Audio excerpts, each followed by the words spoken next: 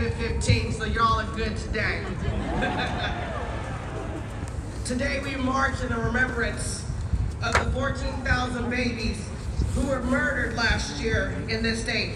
Whether it was because the women were fed lies, because women were being forced by their pimps and sex traffickers, or because we, as the pro-life people who represent Jesus Christ and the life of humans, were not able to reach them in time before their babies were murdered.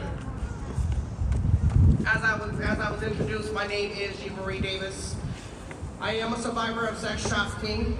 Actually, matter of fact, a little over 10 years ago, I was prostituted out here in Minnesota. I was prostituted in 33 different states. I was born and raised in California. Both of my children were products of rape from my pimps. Both of them were trying to be killed by my pimps. My youngest, his name is Jonah. He's in school. He's mad because he's not here with me today. I had to decide if I was going to deal with my pimps and look and probably die trying to make money for them, or if I was going to keep my son if I didn't go to a pregnancy center. A woman named Phyllis Phelps, who I just spoke to her about an hour ago, sat down with me because my life was literally at the brink of death. I was hooked on the crystal meth. I was running from pimps, drug dealers, and gang members, and you name it. Family members and all who wanted me dead and wanted my child dead.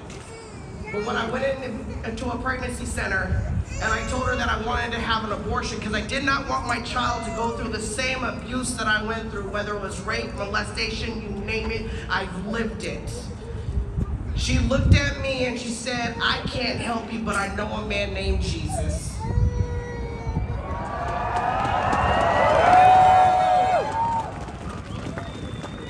And at that moment she said, "For God so loved the world that he gave his only begotten son, whoever believeth in him would not perish but have everlasting life." And at that very moment, I committed to giving my life to Jesus. And because of that, she allowed me to hear the heartbeat of my son. And because I heard the heartbeat of my son, I now can say my son Jonah is 10 years old.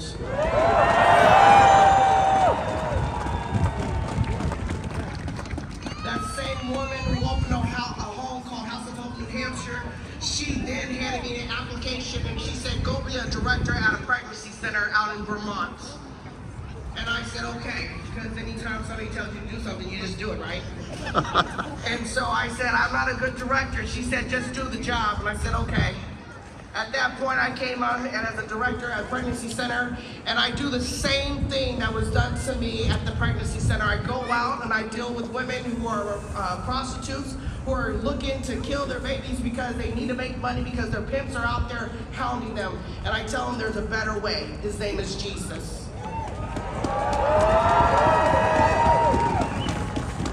We are here today because we are about making noise.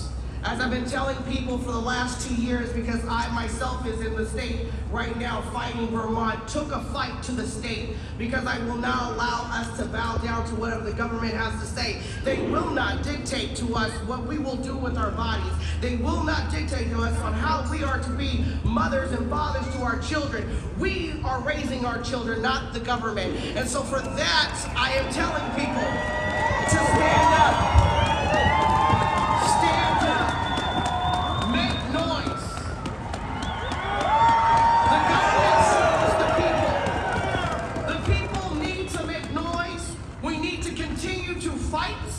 Because we walk today in remembrance that this will be the last time that it will be 14,000 that are murdered. We all have a mission, and that is to save every child.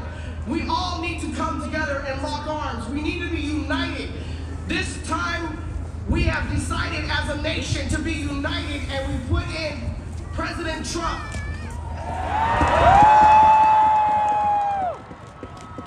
If we could unite to put back a man, if you did not see the inauguration on how God was in the midst of that whole inauguration, and for him to stand and say that there will be things that will change, understand that you are called to change what is going on with these babies being murdered. Stand up, Make noise. Be proud of what you are and who you are. This is a freedom nation. We are vote. Make noise. No longer sit back and let the government dictate to you what to be done. You dictate to them how we should live. Thank you.